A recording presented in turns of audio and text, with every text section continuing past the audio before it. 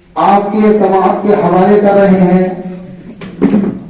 جن کا نام حافظ و قاری مولانا صالح صاحب قبلہ، وہ آئے ہم تمام ہی کے سامعین کے قلوب کو منور و مجلہ فرمائے۔ اعلیٰ حضرت صاحب فرماتے ہیں وہ کیا جھوٹو کرم ہے شہ بتہا تیرا، وہ کیا جھوٹو کرم ہے شہ بتہا تیرا، نہیں سنتا ہی نہیں ماننے والا تیرا، فرش والے تیری شوقت کا علو کیا جانے، خوش ربا عرش پہ اڑتا ہے فرائرہ تیرا۔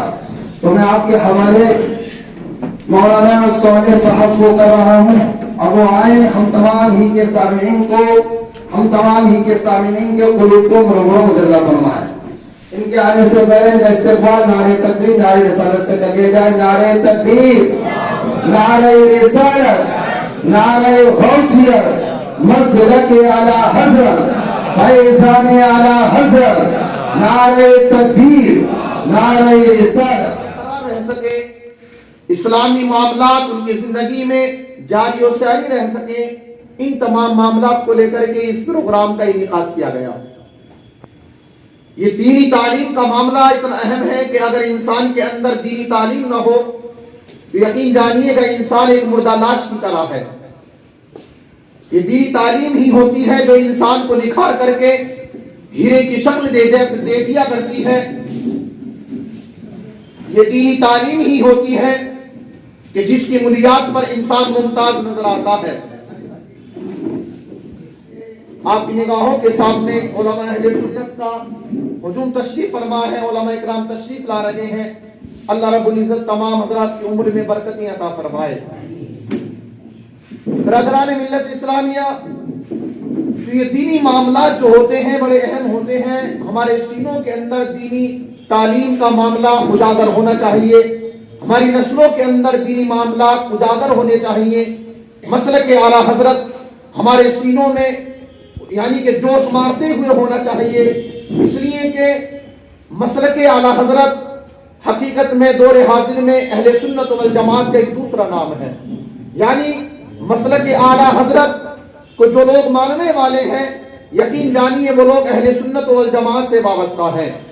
اعلیٰ حضرت امام اہل سنت کی تعلیمات حقیقت میں ایمان و عقیدے کی حفاظت کرتی ہوئی نظر آتی ہیں، ہم لوگوں کی سنیت کو برقرار رکھتی ہوئی نظر آتی ہیں۔ اپنے بچوں کے اندر جو ہمارے بچے اسکول وغیرہ میں تعلیم حاصل کر رہے ہیں ان کو بتائیے گا کہ اسلام کی تعلیمات کیا ہے، مسلک اعلیٰ حضرت کیا ہے، ہمارا مرکز کیا ہے، ان کے سینوں میں ڈالیے گا۔ اس لیے کہ جب بچپنے کے عالم میں ہمارے بچوں کے سینوں میں جب یہ ساری تعلیمات ڈال دی جائیں گی تو ہمارے بچے اگرچہ ڈاکٹر بنے، ہمارے بچے انجینئر بنے، ہمارے بچے وکیل بنے، ہمارے بچے پروفیسر بنے، وہ دنیا کی بڑے سے بڑے لیول کی ڈگری حاصل کر لیں، لیکن کبھی وہ مسلک و مذہب کے غدار نہیں بن سکتے۔ اس لیے ان کی جڑیں مضبوط کرنا لازم و ضروری ہے۔ اگر آپ کوئی تعمیر اگر بنانے کی کوشش کریں، کسی عمارت کو تعمیر کرنے کی کوشش کریں تو اس کی بنیاد مضبوط رکھی جاتی ہے۔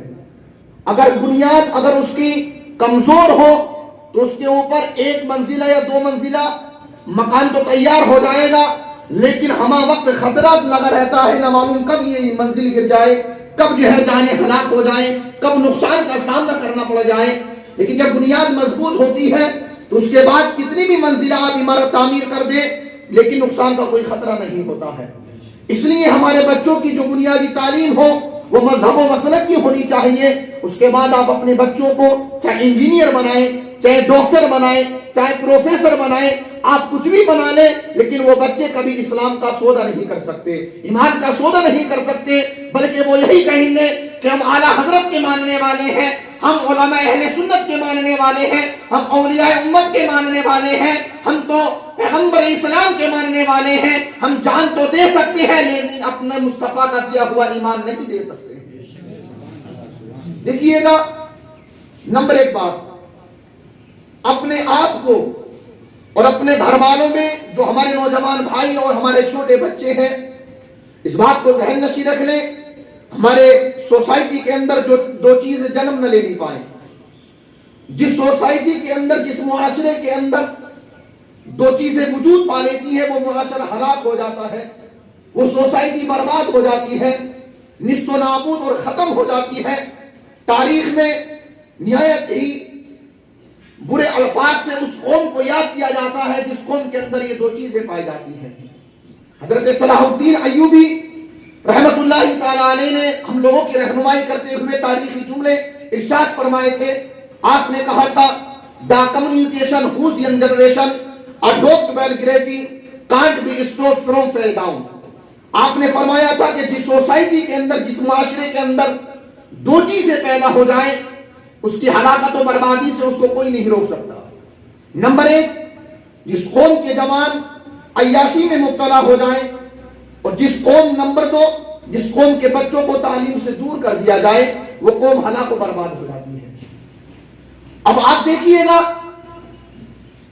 جب ہمارے بچے اور ہمارے نوجوان بھائی جب اونچے لیول پر دنیاوی تعلیم حاصل کریں گے, ان کے پاس میں پیسہ ہوگا, دولت ہوگا, ثروت ہوگی, تو یقیناً شیطان لوگوں کو برگلاتا ہے, مسلمانوں کو برگلاتا ہے. شیطان ہمیشہ ہمارے پیچھے پڑا ہوا ہے کہ ہاں کسی طرح سے ان کے ایمان و عقیدے کو ختم کر دیا جائے, اسلامی معاملات کو ان کے متزلزل کر کے ان کو ختم کر دیا جائے. اب جب پیسہ ہوتا ہے, انسان کے پاس دینی تعلیم نہیں ہوتی, ایمان و عقیدے کی حفاظت نہیں ہوتی, تو انسان پھر عیاشی میں پڑتا ہے, انسان پھر اوباشی میں پڑتا ہے.